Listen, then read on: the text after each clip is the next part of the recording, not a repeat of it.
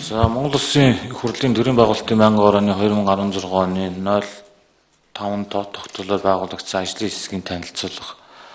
Монгол Улсын их хурлын тухай хуулийн 21-р зүйлийн 21-ийн 5 дахь хэсгийг үндэслэн төрийн байгуулалтын байнгын орооноос 2016 оны 11-р сарын 9-ний өдрийн 5 тогтвороор байгуулагдсан ажлын хэсэг олон нийтийн ариун телевизийн тухай хууль тогтоомжийн хэрэгжилтэд танилцлаа. Ажлын хэсгийг Улсын их хурлын гишүүн Цэрэнбат ахалж их хурлын гишүүн Чимөнхбат им оюун чимэг Ундрама нарын бүрэлдэхүүнтэй ажиллалаа. Ажлын хэсэгт мэргэжил арга зүйн тусалцаа үзүүлэх зорилгоор Улсын хурлын хамгийн газрын төрийн байгуулалтын байнгын орооны ажлын алба, мэдээлэл, хяналт шинжилгээ, үнэлгээний хилцэн, хяналт шинжилгээ, үнэлгээний албаны холбогдох ажилтнуудын төлөөлөл бүхий дэд ажлын хэсэг ажилласан. Тус ажлын хэсэг 3 удаа оролдож Монголын үндэсний олон нийтийн ариун телевизийн хамт олон, ерөнхий захирал, захирлуудын зөвлөл, үндэсний зөвлөлийн гишүүдэд тусгайлан уулзалт зохион байгуулсан. Ажлын хэсгийн танилцуулга 1. Олон нийтийн ариун телевизийн үндэсний зөвлөл, ерөнхий захирал хуульд заасан чиг үүргийг хэрхэн хэрэгжүүлсэн талаар. Нэг олон нийтийн ариун телевизийн удирдах дээд байгууллага үндэсний зөвлөл нь олон нийтийн ариун телевизийн тухай хуулийн олон нийтийн ариун телевизийн хөтөлбөр энэ хуульд нийцэж байгаа хэсэгт хяналт авах 24-ийн 1-ийн 5 дахь заалт олон нийтийн ариун телевизийн зохион байгуулалтын бүтэц орон тооны дээд хязгаарыг тогтоох 24-ийн 1-ийн 6 дахь заалт олон нийтийн ариун телевизийн үйл ажиллагааны болон санхүүгийн тайлан хилцэн батлах 24-ийн 1-ийн 9 дахь заалт хяналтын зөвлөл нь Монголын үндэсний олон нийтийн ариун телевизийн санхүү аж ахуйн үйл ажиллагаа менежмент төсвийн төсөл санхүүгийн жилийн тайланд дүгнэлт хийж үндэсний зөвлөлөөр хилцүүлэх гэсэн 29-ийн 1-ийн 3 дахь заалт олон нийтийн ариун телевизийн ерөнхий захирлын санхүү аж ахуйн үйл ажиллагааг хянан шалгах баримтын шалгалт хийх дүнг үндэсний зөвлөлд танилцуулах гэсэн 29-ийн 1-ийн 5 дахь заалтыг тус зөрчсөн. Мөн үндэсний зөвлөл нь уг хуулийн 31-р зүйлийн 3 дахь хэсэг заасан ерөнхий захирлаар улс төрийн намын гишүүн бус хүн томилно гэснийг зөрчин тухайн үед ардчилсан намын ерөнхий нарийн бичгийн дараагаар ажиллаж байсан Ц. Оюун дэрийг 2015 оны 1-р сарын 5-ны өдөр ерөнхий захирлаар томилжээ. Энэ тухайн үндэсний зөвлөлийн гишүүд Д. Оюун Эрдэнэ, Д. Цэнд Сүрэн, Ил Пүрэвдорж нар анхааруулж хуулийн 31-р зүйлийн 31-ийн 5 дахь заалтанд хэсэгт заасан ерөнхий захирал бусад байгууллага аж ахуйн нэгжийн удирдлагын бүрэлдэхүүнд хавсан ажиллаж болохгүй гэж заасан гээд уг шийдвэрийг эсэргүүцэж байсан байна. Түүнчлэн Ц. Оюун дээр нь ардчилсан намын ерөнхий нарийн бичгийн даргын ажлаа 1-р сарын 8-ны өдөр хүртэл хүлээлгэн өгөөгүй байсан. Энэ нь хуулийн 31-р зүйлийн 31-ийн 3, 31-ийн 5 дахь хэсгийг илт зөрчсөн явдал болсон байна. 1-2. Ерөнхий захирал Ц. Оюун дээр нь албан үүргээ гүйцэтгэхдээ олон нийтийн ариун телевизийн тухай хуулийн 3-2 дахь хэсэгт олон нийтийн ариун телевизийн зорилго болох үндэсний хэмжээнд өргөн нэвтрүүлгийн үйлчилгээ эрхэлж, сонгогч, үзэгчдэд зориулсан төрөл бүрийн мэдээлэл, сургалт, танин мэдхгүй, хөгжөөн цэнгээ хөтөлбөр, нэвтрүүлэг бэлтгэх нийтийн хүртээд болох гэснийг зөрчсөн байна. Тухайлбал харилцаа холбооны зохицуулах газраас өргөн нэвтрүүлгийн үйлчилгээ эрхлэх тусгай зөвшөөрлийг 2015 оны 5-р сарын 20-ны өдөр авсан. Харин ММБ 2 суугийг өргөн нэвтрүүлгээр цацах эрхээ аваагүй бөгөөд уг нэвтрүүлгийг 2016 оны 9-р сар хүртэл кабелийн телевизийн 50-р цугаар цацсан байна. Энэ хууль бус үйлдэлтэй харилцаа холбооны зохицуулах газартай аман хэлбэрээр тохирсон байсан ч зөвшөөрөл өгөхгүй удсан учраас шахалт үзүүлэх зорилгоор кабелийн суугаар гаргасан гэсэн тайлбарыг өгч байлаа. Мөн хуулийн 13-р зүйлийн 13-ийн 1 дахь хэсэгт олон нийтийн ариун телевизээр арилжааны болон далд зар сурталчилгаа нэвтрүүлгийг хориглоно. 13-ийн 3 дахь хэсэгт олон нийтийн ариун телевизээр нэвтрүүлэх зар сурталчилгааны нийт хугацаа тухайн өдрийн нэвтрүүлгийн цагийн 2-аас хэтрэхгүй байна гэсэн заалтыг тус зөрчин үндэсний олон нийтийн ариун телевизээр арилжааны угаалгын бодис зэрэг сурталчилгааг явуулсан бөгөөд тухайн өдрийн нэвтрүүлгийн цагийг 3 суугийн нийт цагаар тооцож 2%-аас хэтрүүлэн сурталчилгаа гаргасан байна. Ерөнхий захирлын салбар нэгжийн захирлуудаа сонгон шалгалт явуулгүйгээр шууд томилон ажиллаж байгаа гэсэн тайлбарыг үндэсний зөвлөл 11-р сарын 15-ны өдрийн уулзалтаараа өгсөн. Хуулийн 24-ийн 1-10-д олон нийтийн ариадууд лизийн дэд захирал зохион байгуулалтын нэгжийн даргыг сонгон шалгуулах журмыг батлах гэж заасны дагуу үндэсний зөвлөлийн баталсан журмыг ерөнхий захирал нь мөрдөгдөхгүй байгаа ба жил гаруй хугацаанд бүтцийн өөрчлөлтийг 5 удаа хийж улс төрийн халаалт сэлгээ хийх боломж бүрдүүлэн улмаар зохион байгуулалтын нэгжийн даргыг дур мэдэн өөрчлөх, мэргэжлийн баг бүрдүүлэх нөхцөлийг хязгаарлаж иржээ. Үүний үр дүнд жил гаруй хугацаанд Монголын мэдээ суугийн захирал 4 удаа, Монголын үндэсний олон нийтийн ариадууд лизийн дэд захирал 3 удаа, МНБ 1-р суугийн захирал 3 удаа солигдсон байна. Хөдөлмөрийн тухай хуулийн 5-р зүйлийн 5-2 дахь хэсэг заасан ажил олгогч нь ажилтныг ажиллаар хөдөлмөрийн аюулгүй байдал, эрүүл ахуйн шаардлага тохирсон нөхцлөөр хангах, хөдөлмөрийн үр дүнд тохирсон цалин хөлс олгох. Энэ хууль болон хөдөлмөрийн ба хамтын гэрээ хэлэлцээр хөдөлмөрийн дотоод журам заасан үүргээ биелүүлэх үүрэгтэй гэснийг зөрчин 30 м2 талбайтай хэд хэдэн өрөөнд 10-аас 13 хүнийг ажилуулж иржээ. Мөн хуулийн 6-р зүйлийн 6-гийн 1 дахь зааснаар ажилт нь аюулгүй ажиллагаа, эрүүл ахуйн шаардлагад нийцсэн хөдөлмөрийн нөхцлөөр хангуулах, цалин хөлс авах, амрах өөрөө болон төлөөллийн байгууллагаар дамжуулан эрх, хууль ёсны ашиг сонирхлоо хамгаалах зорилгоор эвлэлд нь нэгдэх, хууль тогтоомжид заасны дагуу тэтгэврж авах, хөдөлмөрийн ба хамтын гэрээ хэлцээр заасан бусад эрх хөнгөлт эдлэх хэрэгтэй гэсэн заалтуудыг тус зөрчсөн байна. Төрийн болон орон нутгийн өмчийн хөрөнгөөр бараа үйлчлэгээ худалдаа авах тухай хуулийн 7-р зүйлийн 7-гийн 2 дахь хэсэг заасан нээлттэй тендер шалгуулалтын журам, 32-р зүйлийн 32-ийн 1 дахь хэсэг заасан хязгаарлагдмал тендер шалгуулалтын аргыг мэргэжлийн өндөр ур чадвар, туршлага, техник технологи шаардсан нарийн төвөгтэй бараа ажил үйлчилгээ гүйцэтгэх чадвартай этгээдийн тоо хязгаарлагдмал тохиолдолд хэрэглэнэ гэж заасныг зөрчсөн. Мөн үйл ажиллагаанд Монголын үндэсний олон нийтийн ариадууд лизийн ерөнхий захирлын 2015 оны 4-р сарын 27-ны өдрийн 225 тоод тушаалын хавсралтаар батлан гаргасан бараа ажил үйлчилгээ худалдаа авах ажиллагаанд мөрдөх журмын 4-ийн 4 дахь хэсэгт заасан сонгон шалгуулалт явуулах заалтуудыг зөрчиж шууд гэрээ хэлцэл хийсэн. Жишээлбэл 145 сая 229,175 төгрөгийн үнэ бүхий хамтран ажиллах гэрээ гих Баартын гэрээг Metis G Sounds ХХК-та шууд хийж дэлгэц худалдаа авсан бөгөөд энэхүү дэлгэцийн техникийн шаардлага хангахгүй ашиглах боломжгүйгээс Монголын үндэсний олон нийтийн ариадууд телевизэд 27 сая 98,750 төгрөгийн хохирол учирсан байна. Ивент хоол байгуулах, зураг төсөв хийх, засвар үйлчилгээ хийх зэрэг 2 ажиллагаанд мөн л нээлттэй сонгон шалгалт зарлаагүй зэрэг зөрчлүүдийг гаргасан байна.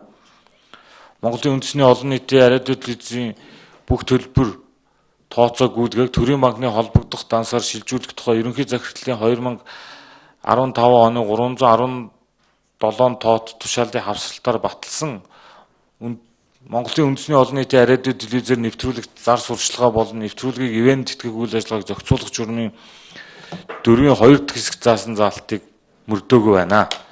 Эрдэнэт үйлдвэрттэй байгуулсан гэрээний мөнгө болох 500 сая төгрөгийг хүлээн авсны дансны дугаар уг журманд заагдсан дансны дугаартай зөрчилдөж байгаа нь үүний нэг жишээ юм а.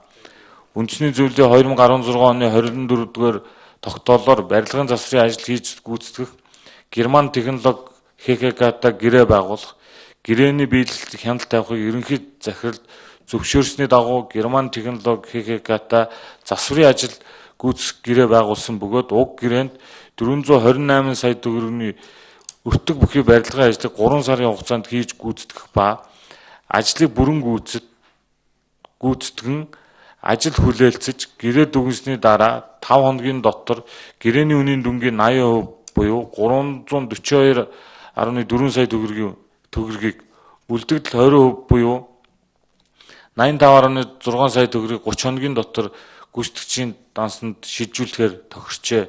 Гэтэл гэрээний нөхцөлийг зөрчин гүйцэтгэгч Герман технологи ХХК-д 2016 оны 8-р сарын 9-нд 40 сая төгрөг, 8-р сарын 16-нд 49 сая төгрөг, 9-р сарын 1-нд 48.8 сая төгрөг, нийт 137.8 сая төгрөгийн урьдчилгаа олгосон байна. Герман технологи ХГК-д байгуулсан энэхүү гэрээгээ концесс гэж ерөнхий захирал тайлбарлсан боловч гэрээнд заасан ажлыг гүйцэтгэж дуусаагүй байхад төлбөр төлсөн нь концессийн үндсэн зарчимтай зөрчилдөж байна.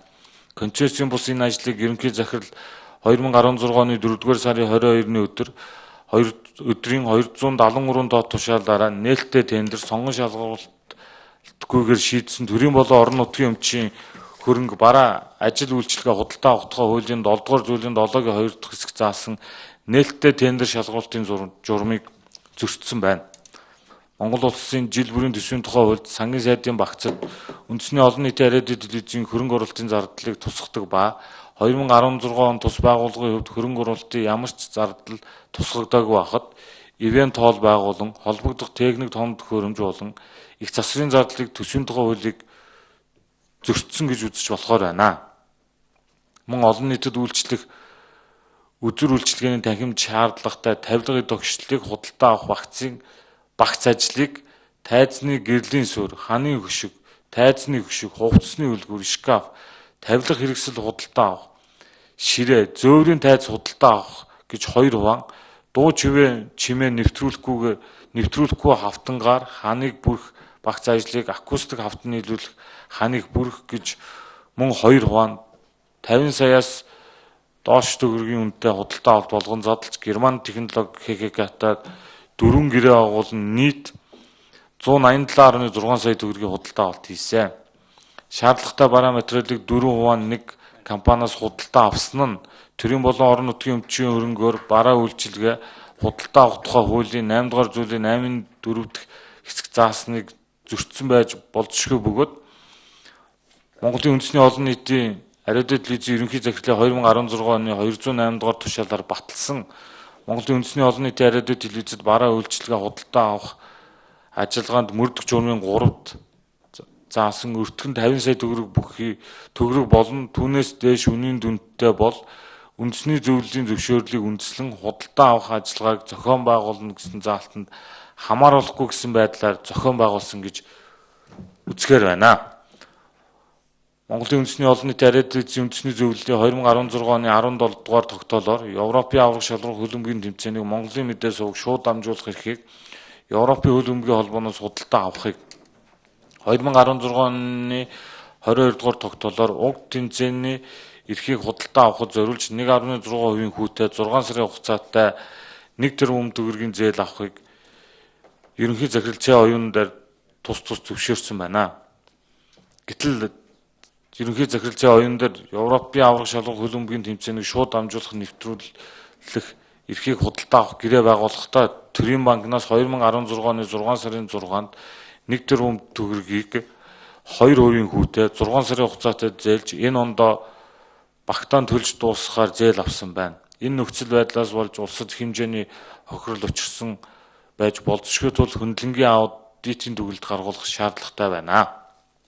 2. Төр орооноос хууль зөрчигдөж байгаа талаар тавьсан асуудлыг магадлан танилцсан талаар.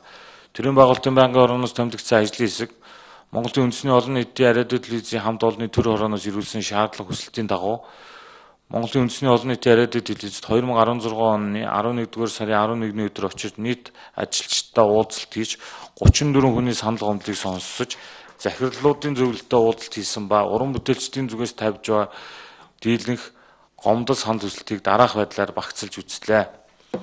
Монголын үндэсний олон нийтийн ариадын телевизийн ерөнхий захирал цэ оюун дээр нь томилогдсноос хойш дараах алдаа дутагдлыг гаргасан байна. Үүнд эдийн засгийн тооцоо судалгаа, холбогдох хууль тогтоомж 4 журмыг мөрдөггүйгээс Монголын үндэсний олон нийтийн ариадын телевизийн өмч хөрөнгийг үнгүүдүүлсэн. Тооцоо судалгаагүй бүтцийн өөрчлөлтийг жил гаруй хугацаанд 5 удаа хийж ажилтнуудыг ажлаас халсан. Үйлчилгээний ажилтнуудаас хуулийн болон бие болдрын гих шалгалт авч тэнцээгүй шалтгаар ажилчдыг ажлаас халсан.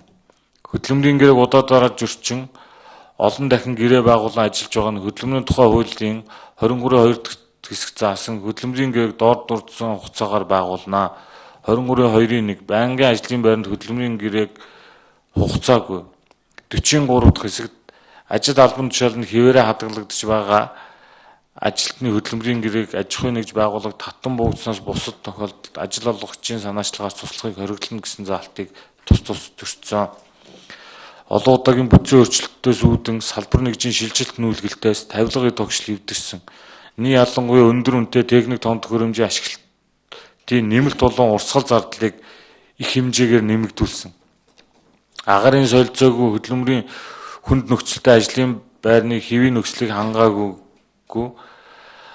өрөө тасалгаанд олон цагаар ажиллаж уран бүтээлээр туйрлж байснаас ажилчдын биеийн байдал муудаж нэг хүн ухаан алдаж 3 хүн зүрх судас цусан хангамжийн дутагдалд орж эмнэлэгт хүргэгдэж байсан ба ийм нөхцөлийг өнөөг хүртэл мэдээгүйгээр үйл ажиллагаа явуулж байсан.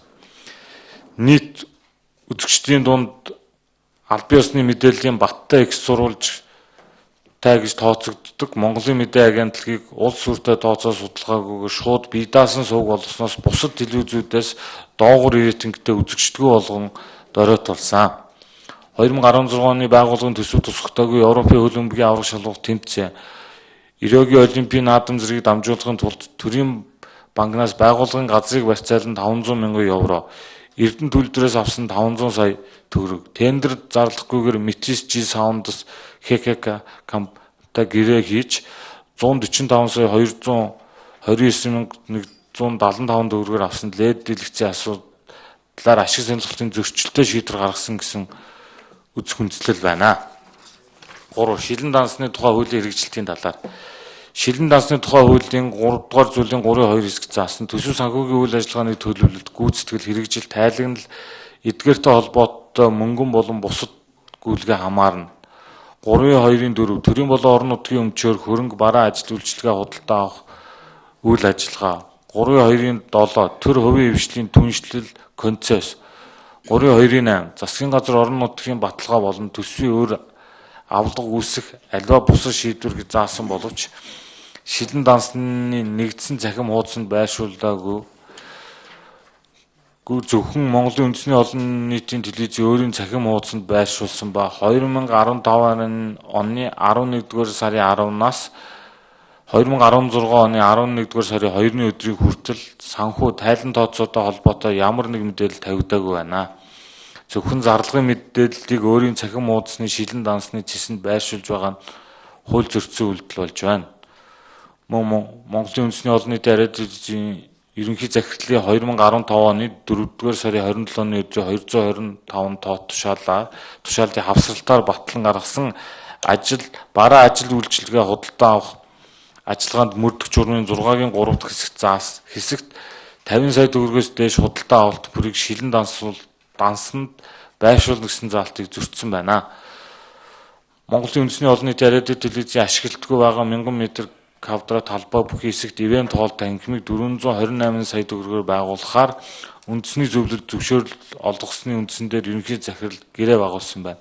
Энэ тухайн мэдээллийг мөн шилэн дансанд байршуулаагүй байна.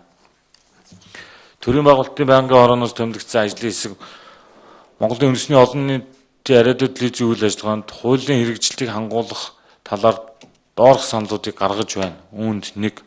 Монголын үндэсний олон нийтийн ариун телевизэд холбогдох хууль тогтоомж, энэ салбарын стандарт, норматив болон уг байгууллагын санхүү, тайлан бүртгэлд мэргэжлийн хэлтийн ерөнхий газар, үндэсний аудитын газар болон сангийн яамны төсвийн хяналт, эрсдлийн удирдлагын газрын санхүүгийн хяналт шалгалтын хэлцээс ажлын хэсэг гарган иж бүрэн наривчлсан шалгалт оруулан шалгалтын дүнг төрийн байгуулалтын байнгын хороонд танилцуулах нь зүйтэй. 2. Ажлын хэсгийг газар дээр нь очиж ажиллахад Монголын үндэсний олон нийтийн ариун телевизийн ажилчид 2 хуваагдсан байдалтай байгууллагын дотоод маргаан нийгмийн анхаарлын төвд орж ирсэн үйл ажиллагаагаа хийвэн явуулах боломжгүй түвшинд хүрсэн байдалтай байсан. Энэ нь Монголын үндэсний олон нийтийн ариун телевизийн ерөнхий захирал болон захирлуудын зөвлөл нь хамт олонныхоо өдөртмөн үйл ажиллагааг өдөртөн зохион байгуулах, өдөртгөн зөв оновчтой арга барил, эв нэгдэл, дотоод зохион байгуулалтаар хангах чадваргүй байгааг нь харуулж байгаа бөгөөд үүгээрээ олон нийтийн ариун телевизийн тухай хуулийн 31-ийн 6-гийн 1 дахь заалтыг зөрчсөн гэж үзэж байна. Иймд олон нийтийн ариун телевизийн тухай хуулийн заалтыг зөрчсөн зөрчлийг нэн даруй арилгаж, удирдлагын багт арга хэмжээ авч, ажлын хариуцлага тооцож, олон нийтийн ариун телевизийн өдөр тутмын үйл ажиллагааг өдөртөн зохион байгуулах чадвар бүхий багийг шинээр бүрдүүлэн томилох шаардлагатай гэж үзэн, үндэсний олон нийтийн ариун телевизийн үндэсний зөвлөлд санал болгож байна. 3. Үндэсний зөвлөл захирлуудын зөвлөл хамт олонтой хийсэн уулзалтын үеэр 2005 онд батлагдсан олон нийтийн ариун телевизийн тухай хуулинд нэмэлт өөрчлөлт оруулж сайжруулах шаардлагатай арга хэмжээ авч ихийг төрийн байгуулалтын байнгын орноос томилогдсон ажлын хэсгээс хүссэн. Энэ хүсэлтийг үндэсний олон нийтийн ариун телевизийн олон уран бүтээлчид ажилчдаас олон санал гарсан бөгөөд тухайлбал сэтгүүлч Бадам самбуу Эмээмэг амтлагийн сэтгүүлч Эрдэнэ булганаар гаргаж байсан. Уг хуулийг шинжилэн үндэсний зөвлөлд ерөнхий захирлын чиг үүрэг хэд нэг талыг барьсан хариуцлагаас зайлсхийсэн одоогийн нөхцөл байдал нийцэхгүй байгааг шинжилэн өөрчлөх хэрэгтэй гэж санал гарсан болно. Иймд уг хуулийн шинжилсэн найруулгыг улсын хурлд өргөн барих нь зүйтэй гэж үзсэн болно. За баярлалаа.